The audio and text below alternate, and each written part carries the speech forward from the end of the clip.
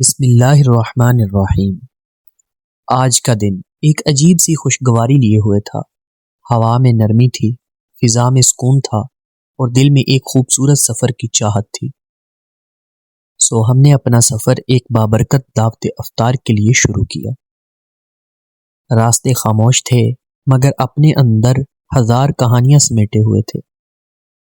دور دور تک پھیلے ہوئے سرسبز کھیت، لہلہاتی فصلیں اور باغوں کی ٹھنڈی چھاؤں، یوں محسوس ہوتا تھا جیسے قدرت اپنی رحمتیں کھلے دل سے نچھاور کر رہی ہو۔ گاڑی آہستہ آہستہ گاؤں کے ان سادہ راستوں سے گزر رہی تھی۔ مٹی کی خوشبو، درختوں کی سرسراہٹ اور ڈھلتی ہوئی شام کا منظر دل کو ایک عجیب سکون دے رہا تھا۔ اس خوبصورت سفر میں ہمارے ساتھ بڑے محترم اور باوقار شخصیات بھی تھیں، جن میں پیر سید مقصود عالم شاہ بخاری،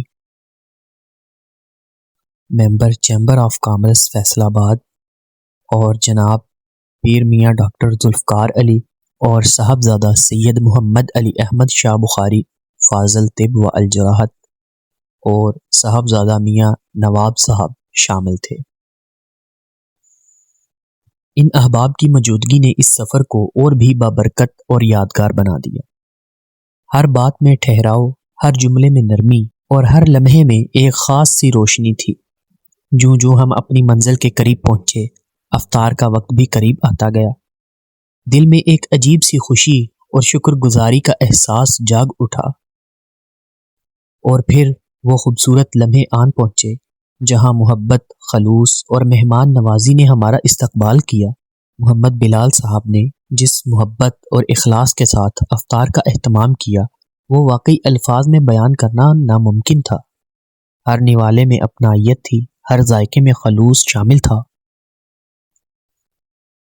ایسا لگتا تھا جیسے یہ صرف کھانا نہیں بلکہ دل سے پیش کی گئی ایک دعا ہو۔